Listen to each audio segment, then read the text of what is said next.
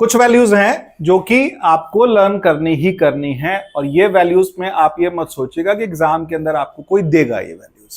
अगर मिलती हैं तो ठीक, नहीं मिलती तब भी आपको ये वैल्यूज मिनिमम याद होनी चाहिए, जो कि हैं, इनके स्क्रीनशॉट्स ले लीजिएगा।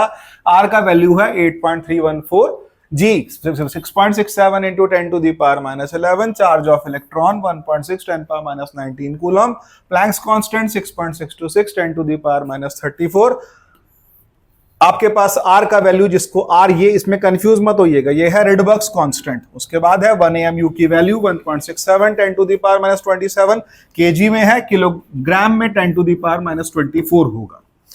एफ फैराडेज कांस्टेंट की वैल्यू 96500 कूलम होती है। एप्सिलॉन नॉट की value 8.85 into 10 to the power minus 12 coulomb square पर न्यूटन मीटर स्क्वायर होती है। और उससे अगली वैल्यू आती है मेरे पास म्यू नॉट की value 4 pi into 10 to the power minus 7, speed of light 3 into 10 to the power 8 metre पर सेकंड, ग्रेविटी की वैल्यू 9.8 मीटर पर सेकंड स्क्वायर। और अगर क्वेश्चन में 10 दी है तो फिर आप 10 ही लीजिएगा। क्वेश्चन में अगर दी है तो अच्छी बात है, अदरवाइज आप ये वैल्यूज ले सकते हैं। बोल्ट्जमैन कांस्टेंट की value 1.38 into 10 to the power minus 23, 1 electron volt की value 1.6 into 10 to the power minus 19 joules. D distance of distinct vision 25 centimetre होती है।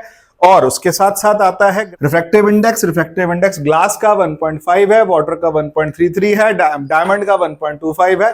Mass of electron 9.1 10 to the power minus 31 kilogram होता है। अब बात आती है मास ऑफ प्रोटॉन और न्यूट्रॉन की।